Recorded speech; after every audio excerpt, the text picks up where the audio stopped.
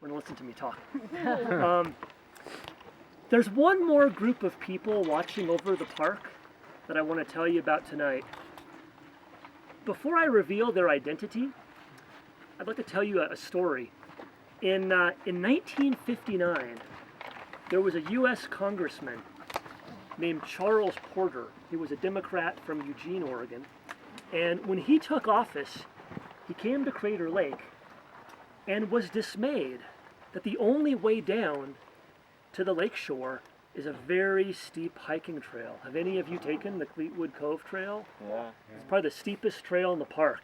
It's 1 mile going down. It's about 10 miles coming back. It feels like it. 10 miles coming back up.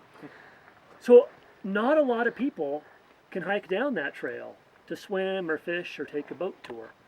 So the Congressman Porter, he vowed he would make the lake more accessible to everybody.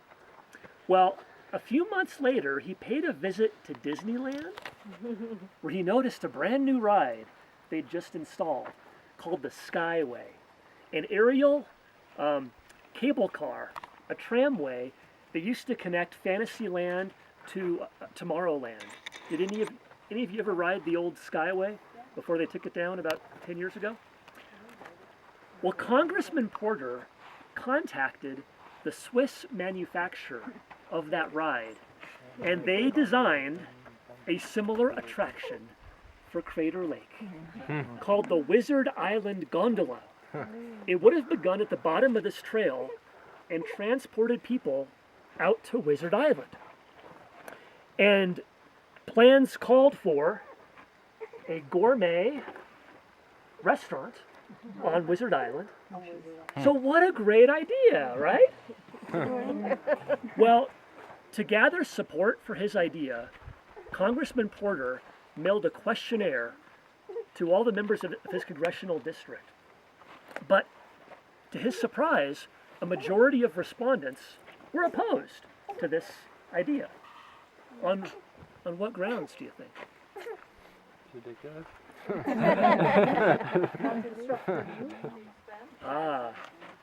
Well, not so much the expense, but I think because of the view.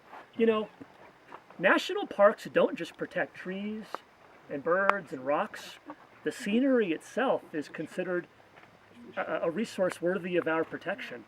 And this gondola would have been visible from any place on the rim. It would have impaired the park's natural beauty. Well, because of the public outcry, this was never built. It's also why the congressman lost his bid for re-election. Did you guys hear about the most recent controversy? In 2009, a company in Bend, Oregon, wanted to begin offering helicopter tours above Crater Lake. Every hour, helicopter tours.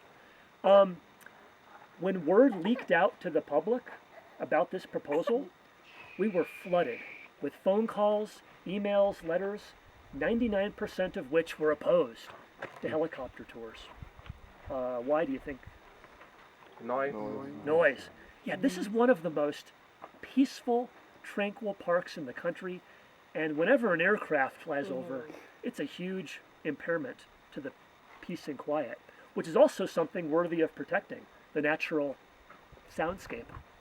So, because of the public outcry, believe it or not, Congress took action. Hold on to your hat. And in 2012, President Obama signed a bill into law that for the first time gave the Park Service jurisdiction over our airspace. Until 2012, the FAA, the Federal Aviation Administration, had authority here. And they could say no to an air tour request only for safety reasons, not because of noise or other environmental concerns. So yeah, we've said no to helicopter tours. But I guess my point is that park rangers are not the only people watching over the health of our national parks. National parks belong to all of us. And we all have a collective opportunity, I would say a responsibility, to help determine how they're managed. We really do rely on public input when determining what course of action to take. So I would encourage you guys to let your voice be heard. If you see something in this park you feel strongly about, for good or for bad, please let us know.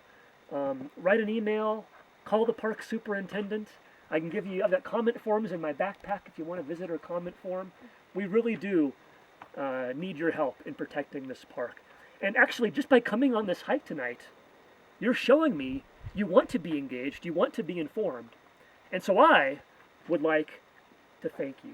Actually, we would all like to thank you. So, on behalf of Steve, our historian, and Mark, our lake researcher, Jen, our botanist, and Greg, our fire management officer, we want to thank you guys for visiting your national parks, for supporting your national parks, and helping to watch over them for the future. So give yourselves a hand.